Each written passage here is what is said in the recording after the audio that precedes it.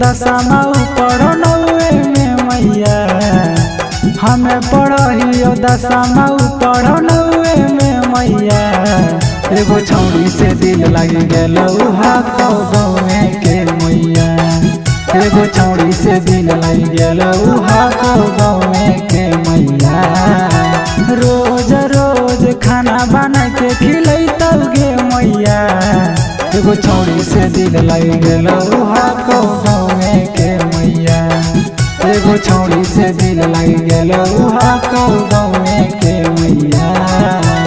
ओकर से कराई दे मोर बियाहवा गे, है तो खइबौ जहरवा। ओकर से कराई दे मोर बियाहवा गे, है तो खइबौ जहरवा। खइबौ जहरवा गे मैया, खइबौ जहरवा।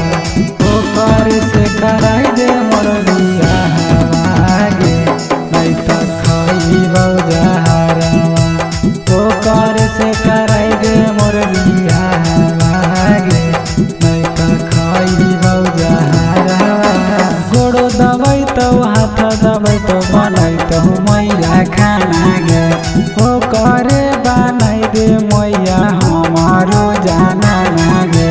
बीड़ी बनाई के मैया करत घर के काना गे, अब नहीं करेगे मैया तहु त बहाना गे। करबी नहीं बियाह कूदबो कुएं में मैया, एगो छौड़ी से दिल लग गेल गाँवे के मैया, एगो छौड़ी से दिल लग गेल गाँवे के मैया। बचपन के हक उला भरवा गे मैया, कर दे बियाहवा। बचपन के हक उला भरवा गे मैया, कर दे बियाहवा। कर दे बियाहवा मैया, कर दे बियाहवा। बचपन के हक उला भरवा गे मैया, कर दे बियाहवा। बचपन के हक उला भरवा गे मैया, कर दे बियाहवा। हमें ओकर जान ही हमर जान गे, एके में बसो है मैया दोनों के पारान गे।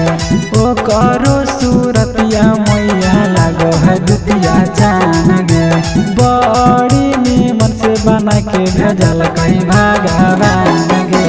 चान के पायल किन के दिलियै पौए में मैया, एगो छौड़ी से दिल लग गेल गाँवे के मैया, एगो छौड़ी से दिल लग गेल